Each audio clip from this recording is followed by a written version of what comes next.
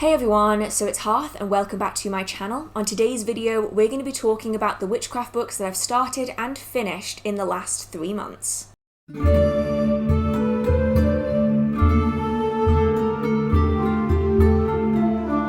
For any of you who know me or have been on this channel for more than a few episodes, you'll probably know that I really enjoy reading. I especially love reading witchcraft and paganism books, whether they are non-fiction or fiction. I do, however, have a tendency to bounce around from book to book to book, and I'll often be reading 15 to 20 witchcraft books at a time, and yes, that does get as confusing as you think it would. So I use these videos as a way of collating my thoughts on the witchcraft books that I've started and the ones that I've finished in the last 3 months. We're going to be talking about the ones that I really liked, the ones that I didn't like so much, and the different reasons behind those opinions. So hopefully at the end of it all, you'll have a better understanding of the kind of witchcraft books that you might like for your own personal practice. There are a few books in this video that have been sent to me either by subscribers or by authors. Now I want to make it exceptionally clear that I'm never going to give something a positive review just because someone has sent me a book. I'm going to be honest about it either which way. If I like a book, I'm going to tell you. If I don't really like a book, I'm going to tell you that too. I'll let you know for each of the books whether it's something I've purchased myself or whether it's something that has been sent to me. And so with that being said, let's start going through books. The first book in today's video is actually not a physical book at all, which I know is really annoying for some of you. It's actually an audiobook course. It's only 43 minutes long and it's by the author Cassandra Eason. Many of you will likely have heard of her works, and this one is entitled Chronicles of Magic, Candle Magic. It was a really refreshing change for me. Usually I don't like audiobooks, but I have been so busy I haven't had that much time to sit down and set aside time to read. So I was listening to this while I was doing other things, and I was actually pleasantly surprised. The information about this course goes as follows. Cassandra Eason has published more than 70 books worldwide on psychic development, crystals, healing, magic, and mythology. This is the first magic course ever recorded that will guide you through all you need to know to enrich your life, reverse bad fortune, and shape your own destiny. Cassandra, one of the world's most experienced white witches, will guide you step by step in safe, positive, but powerful old ways of magical wisdom, sharing her secrets along the way. Open your own innate magical abilities as people have done for thousands of years, and enter a world where almost anything is possible. The music in this audio program is performed and composed by Llewellyn. Now I'll be honest, that little piece of information would not have convinced me to listen to this, mostly because it sounds like a really watered down version of witchcraft, a way of making it palatable to the general audience. And honestly, that's probably what it is. It's probably a way of convincing people that magic is all love and light and beauty and grace and none of it is possibly bad. But the contents of the book actually turned me around, and I ended up really enjoying it. The book focuses entirely on candle magic and the different techniques that you can go about doing it. And within this book, I found ways that I have not practiced myself and things that I'm going to be incorporating into my own magical practice, which is actually pretty unusual. Even if you don't vibe with the specific spells within this audio file, the techniques can be adapted for so many different things, using small candles and big candles, different coloured candles, but the ones that I were most drawn to were the rituals and spells that didn't just involve the candle while it was lit, but the ones that involved the wax remains after the fact. There were definitely some things in here that I don't see spoken about enough, and so for me, I really enjoyed this quick read. It's something that's a bit more manageable for people who don't have a lot of free time. So for me, I really enjoyed this book. I think it could be good for people just getting started on candle magic who maybe want to deep dive a little bit more into it, but if you are interested in something that's a little bit more nitty-gritty, a little bit more hands in the dirt, this book might not be for you. Next up, we have Psychic Self-Defense, Understanding Your Psychic Double by Janet Board. I only realised in editing that I said completely the wrong name of this book. It's actually Astral Projection, Understanding Your Psychic Double by Janet Board. I'm not sure why I said Psychic Self-Defense. It must have just been what I was thinking of at the time. Now, this is a book that I got secondhand at a small secondhand bookshop, and I'm hoping that it's going to be fairly easy to find, though it is a book from the 1970s, so depending on where you live, you might not be able to access it, and I apologise for anyone who can't get hold of it. It's a really small book, and I mean really, really small. It's so diddy. It is this cute little book. It's fun, blue and orange. And it seems really unassuming, but it's actually really, really interesting. The information on this book goes as follows. A series of practical handbooks designed as an authoritative introduction to occult theory and practice. Each book is devoted to one facet of a Stoic philosophy and teaching, and new titles are added every year, thus ensuring a continuing and versatile coverage of occult themes. There's actually a lot in this book series, including astral projection, dreams, the first steps to astrology, 5 keys to past lives, how to develop clairvoyance, hypnosis, understanding the tarot, reading auras, and the list goes on. Like it actually goes on and on. And on and on, and it's a really big list. But this is the one that I found, and I've been looking for books on astral projection for a long time, and I really enjoyed this one. I gave it 4 stars. Oh, I don't think I actually told you what star level I gave the last book. I gave the last book 4 stars as well. It's just a little bit watered down. That was my only downside to it. This one is also 4 stars, and that's pretty good for a book on astral projection because it's such a variable thing. So many different people will experience it in different ways, and they'll have different techniques of how they enter into it themselves. The reason I loved this book as much as I did is because it's based off a series of letters that have been sent in by actual magical practitioners who've undertaken astral projection for themselves. So throughout this book you will hear of different experiences by different people, and so it can give you a good wide view of what astral projection can feel like.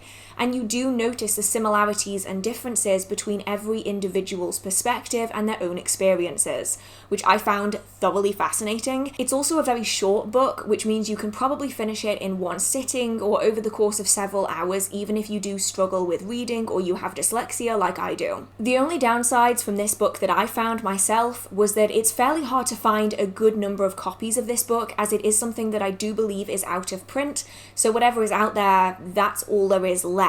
So if you can find a copy of this book and you're interested in learning more in astral projection, it could be worth trying to get hold of a copy. The other downside is that this isn't a step-by-step guide for undertaking astral projection yourself. It's more of a field guide for what astral projection is like to different people. So if you're wanting a step-by-step guide, this isn't for you. But if you would like a little bit more overarching information about astral projection, this one could be a good read. The next book on this list is the only one that I gave 5 stars to. Though, to be fair, there were only 4 books that I finished in the last 3 months, so there weren't that many options of books I could give 5 stars to. But this one I really enjoyed, and that is Psychic Self-Defense by Jan Brody. Now, this book is another one that I got from a secondhand bookshop, so I'm not sure how available this book actually is. It might still be in print, it might not still be in print. So if you are interested, check it out online and see if you can find any copies of it. I know that there are several different books called Psychic Self-Defense, but this specifically is the one that I have read and really enjoyed. The information on this book goes as follows. Jan Brody explains how to recognize a psychic attack and how to handle it. Self-confidence and the ability to believe in yourself are the keys to success in all matters of psychic defense. It is essential to recognize that there is a problem, without allowing it to instill fear, and without developing a level of paranoia, seeing every little thing which goes wrong in everyday life as a psychic attack. Practical information based on real experiences is given on a range of protective and self-development measures.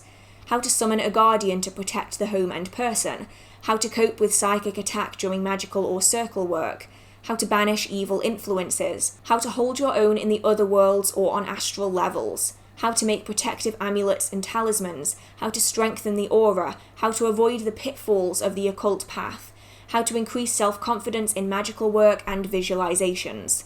Chapters include psychic attack, what it is and what it's not, elemental spirits of nature, the realm of fairy, guardian spirits, the aura, the astral levels, psychic attack through willpower and the evil eye, the psychic vampire, and ghosts. This book concentrates on a practical, common-sense approach to problems. It includes interviews with people describing psychic attacks, problems they have had and how they dealt with them, giving advice based on real experiences.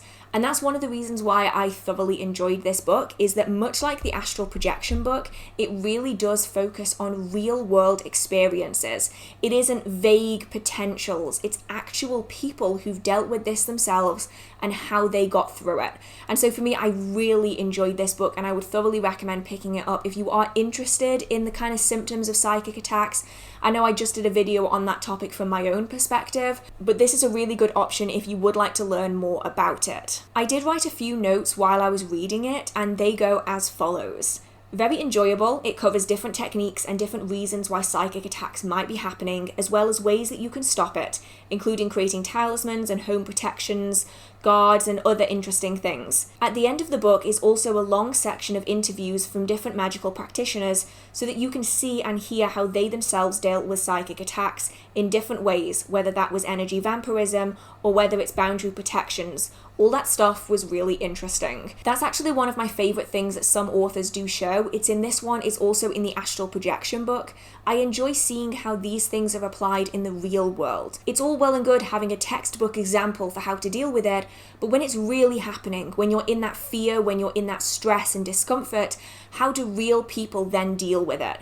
And those are the kind of situations that can translate into your own life, and you can learn from that personal experience so that if you experience it yourself, you have a better understanding of what to do next. So that one, really good, 5 stars from me. The last of the finished books that I read in the last 3 months is a little bit unusual, and some of you are probably not going to like it very much, but others might find it really interesting. And that is Raising Hell, A Concise History of the Black Arts and Those Who Dared to Practice Them. This one isn't a step-by-step guide, it's not technically a witchcraft book, it's not going to give you any ideas of how you can undertake these practices yourself. It is, however, a book on history, and it covers a few fascinating topics. The information on this book goes as follows. Raising Hell by Robert Masello is a concise history of the black arts and those who dare to practice them. As one of the few practicing demonologists today, Masello shares with readers the facts behind the fearful legends of witchcraft, astrology, and other dark sciences. Here, in one spellbinding volume, is a history of the major occult arts, necromancy, sorcery, astrology, alchemy, and prophecy, as they have been practiced from ancient Babylon to the present day. Men and women have believed in virtually every age and in every land that there is another world, a world of spirits and souls, angels and demons, gods and monsters. Some have even risked their lives to explore them. Raising Hell weaves history with myths, quotes, anecdotes, and illustrations to provide a vivid chronicle of the evolution of the occult arts. This one was fascinating.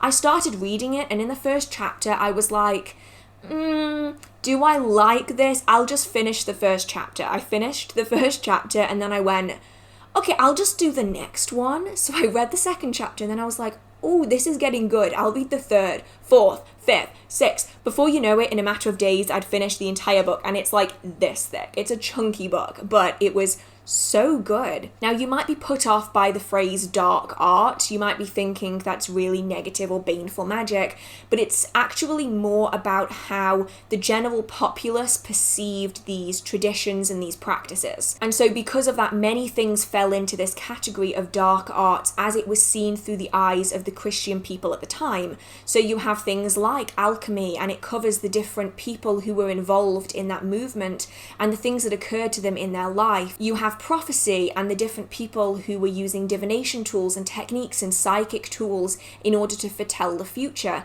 These things aren't inherently negative or malicious, but they were often perceived as being that way. So even if you aren't interested in baneful magic, this one could still be really interesting just to learn about the people that came before you within the magical tradition. These people weren't necessarily doing anything wrong, but a lot of them were mistreated by society because of the things that they practiced. And generally, it was fascinating.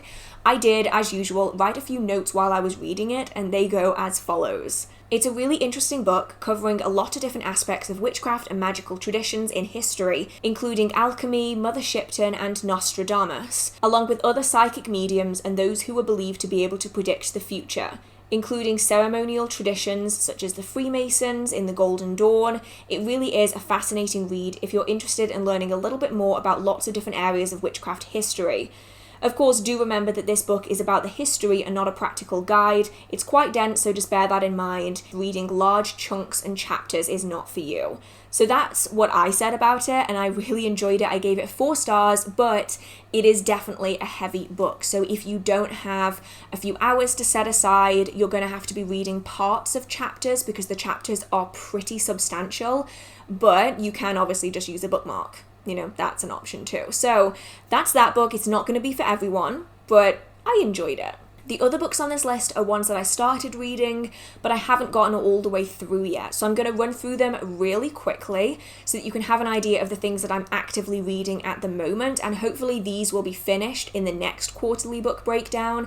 It's just I have not had enough time. The first book that I'm currently reading is one that I have spoken about in other videos, and that is The Black Book of Isobel Gowdie and Other Scottish Spells and Charms by Ash William Mills. Now, Isobel Gowdie is a really famous historical witch, or accused witch, who in 1662 had her confessions of witchcraft documented. We've seen these confessions be used many times over in different forms of media. One of the most famous and well-known at the moment is The Chilling Adventures of Sabrina, and I did mention briefly some of the aspects of the confessions in that video. I will link it in the description box. This book is fascinating though, and if you don't know anything about Isobel Gowdie, I would thoroughly recommend that you learn her story a little bit more, as she has some really interesting things to say, though of course do remember that these were taken as confessions, so they aren't going to be entirely 100% accurate. We don't even know if Isobel Gowdie was a true magical practitioner, or just someone that got caught up during the witch trial period. The info on this book goes as follows. In this book, I have compiled together and translated the charms, spells, and magical operations of Isobel Gowdie, as were relayed in her confessions. In such a way, it is applicable and operational to the modern folk magic practitioner, with additional notes to some of the charms tried and tested by the author. The book also includes the spells and charms from other cunning folk in Scotland accused as witches under the Witchcraft Act during the early modern period, or recorded by early folklorists in the 18th century to the present day.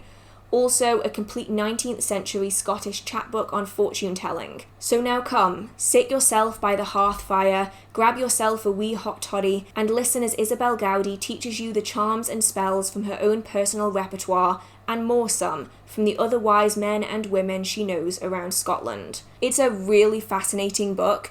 Now, it's important to remember that we don't know whether Isobel Gowdie was an actual magical practitioner, so we can't necessarily take everything that was written in Isobel Gowdie's confessions as being fact, as it's quite likely a lot of it was altered and tweaked by the people who were documenting it, but she is a big part of witchcraft history, and it's fascinating to learn more about her. So this is one that I'm really excited to continue reading. For me, it's a little bit hard to read because my brain does not like the old-fashioned style of writing, because the first section of the book are the written confessions, so it's written in very old-style English, and so it's kind of difficult for my dyslexic brain to read. It's taking me a lot longer than it normally would, so just bear that in mind if you are similar to me in that regard, but it is a really interesting book. Next up, we have Witchcraft Into the Wilds by Rachel Patterson. This is another one that I started, and I'm really enjoying it so far. Already I have a few notes on the subject, but the information about this book goes as follows. Witchcraft Into the Wilds leads us through the wilds of nature and back to the roots and bones of witchcraft. A natural witchcraft that works with the seasons and all the natural items that Mother Nature provides. Drawing on magical folklore, no fancy tools or ceremonial rituals, this is about working with the source.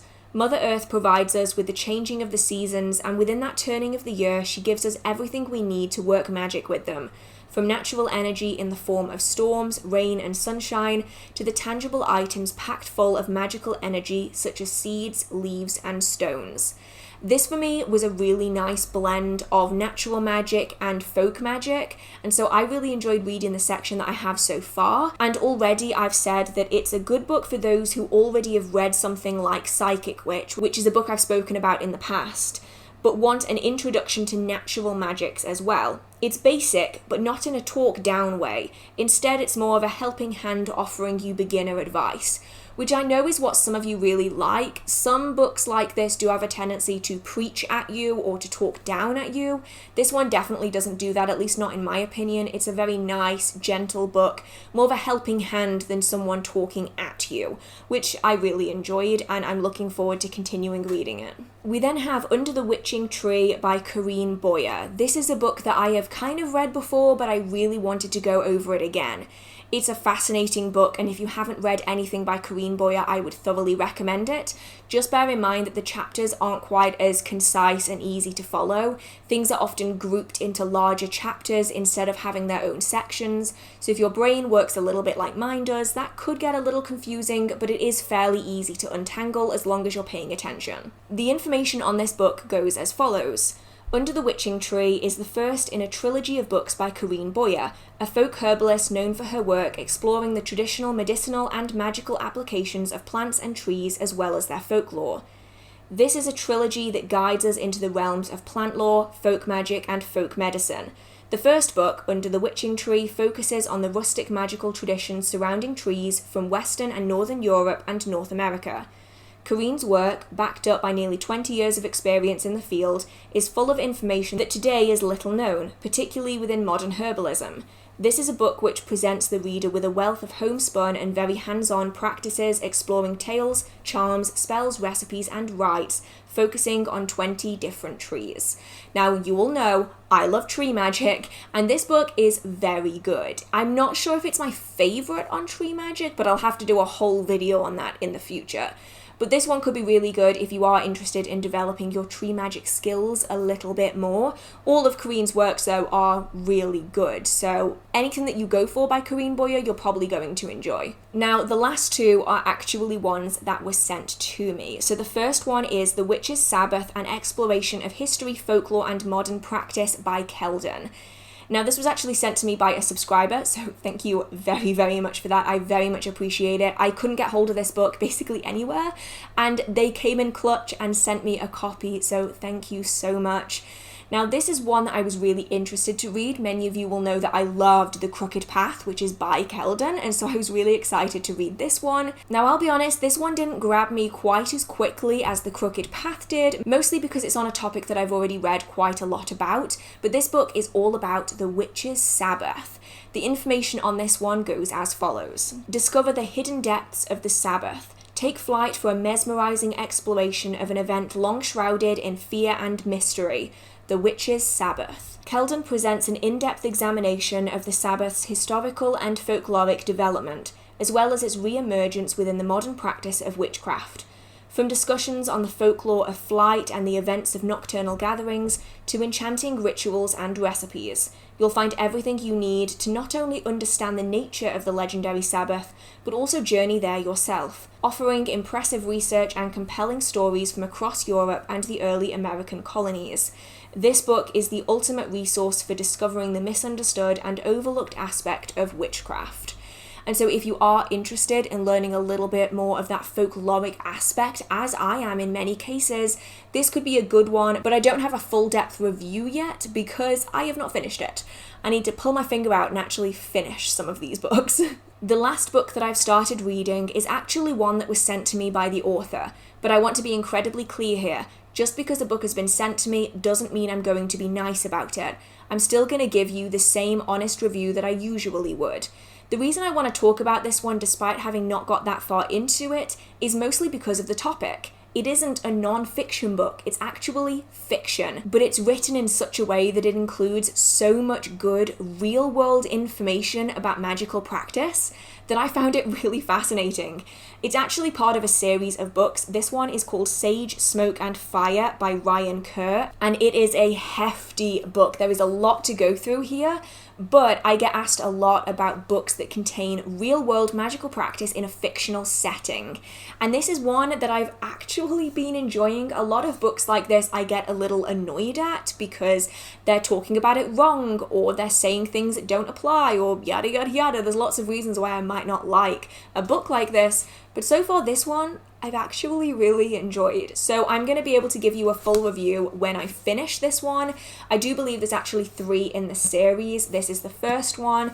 When I finish this one, I'll be able to give you a full depth review on what I think about it, because I don't very often read fiction books with witchcraft influence. So We'll have to see, but I wanted to share this with you in case this is something that you're interested in and you want to go and check out the book for yourself to see if it's something that you might like, just as a casual read. I realised when I was editing this video that I never actually told you what the book was about, so this is what the information on the back of the book says. The world has fallen out of energetic balance. In the deep south there is a remedy that is both powerful and dangerous. Witches. At the peak of summer, Nina is living a fast-paced life in New York City, but when the Earth's gravitational pull activates a gene, making her and a few others capable of magic, she's called to duty in southern Louisiana to lead a coven of witches and restore balance to the world through magic. By autumn, witches are turning up dead, and she has but one choice: defend the coven. And when she witnesses extraordinary powers beyond those of any known witch, Nina sets out on a magical quest through the dark, sultry swamps, voodoo shops, right-wing churches, and alternate planes of consciousness to discover the source of the dangerous gifts, all while trying to create peace not just within the coven, but with the people who knew her in the life she left behind. So yeah, it sounds pretty cool, doesn't it? I gotta agree, it sounds awesome. So those are all of the books that I've started and finished over the last 3 months. Finishing 4 books in 3 months is not that like me. Normally I'm reading a lot more, but I just haven't had the time. And this is my reminder for you that not everyone is going to have time to research witchcraft all of the time. Sometimes we just don't have the time for it, and that's okay. It doesn't make you any less of a magical practitioner if you don't have the time to sit down and read as many books as the people that you see on social media. Not everyone has that much free time, and that's completely okay. If you've read any of these books, I would love to know what you thought of them, and also what books have you been reading over the last 3 months. Let me know down in the comment section, and I'm sure you'll be giving lots of other people ideas for the kind of books that they might want to read for themselves. All of the books are listed in the description box so that you can go and check them out for yourself if you're interested in any of them. If you did like this video, feel free to give it a like, it really means so much to me. If you have any questions, comments, concerns, video ideas, or just want to chat with the community, feel free to post a comment down in the comment section. And if you do enjoy the magical content on this channel in this video, feel free to hit subscribe. I try to post magical content every single week. Wow, that was a mouthful. I hope you're all staying safe, I hope you have a marvelous magical day, and I will see you in the next video. Bye! This is like super cute and nice, and look, all of my Halloween lights are still up, but I'm cold, so I might actually go and get my heater. So if you can hear my heater in the background of this video, I'm going to be so embarrassed. I'm so cold though, and I know some of you are going to be like, well then put a jacket on, but like, I don't want to. You're not my real dad, so... And I'm going to sit here with my heater on and hope that I don't freeze to death. And I still have to get the black lipstick off my teeth, but we will get around to that. We're back. I did my hair, sort of. I just have to hope it kind of looks tolerable today. And my heater is on, and I don't know if that's something that you're going to be able to hear. Now that I'm thinking about it, it's actually kind of loud, so I might keep that on, I might turn it off. I'm not actually sure. I just know that I'm freezing. I need to find some of these books. I'm realizing that some of them don't have the information written on them, so I'm gonna have to go and find them. Hey, where's that one? I need you. I need you. Huh. Not you. You. Huh. Not you. Not you. Not you. Oh my god, there's so many books. Ugh, not you. Not you. Not you. Not you. Where is it? Was this a physical book or a digital book? It's a physical book. Well then where is it? Where's one of them? Okay, next. Oh my god, where is it? What? I've lost a book. Astral projection, understanding your psychic double. Where have I put it? I put all of the books that I was reading in a giant stack. I have Witchcraft in the Wilds, Under the Witching Tree, Sage and Smoke, Psychic Self-Defense. Where is it? Oh no! Oh no! Shit. Shit. Shit. Shit. Ah! Astral projection, understanding your psychic double. Oh! Oh, it's that one! Okay, I'll be right back. Haha! I have it. Okay. It was in my bedroom. Of course it was, because why on earth would I put that somewhere useful and easily accessible? No. Of course I had to put it in my room where I couldn't find it. Okay. But this is another good that's a remote control. Oops. Ah, it's doing my treeing. I don't like this either. I just want my hair to cooperate. Is that an option? This piece of hair is driving me insane. I need to fix this. This is doing my treeing. It's this piece of hair. It's because I have a cowlick, and yeah, cowlicks are really annoying. If you have cowlicks, I feel for you. It's still doing it. Now this bit's doing it.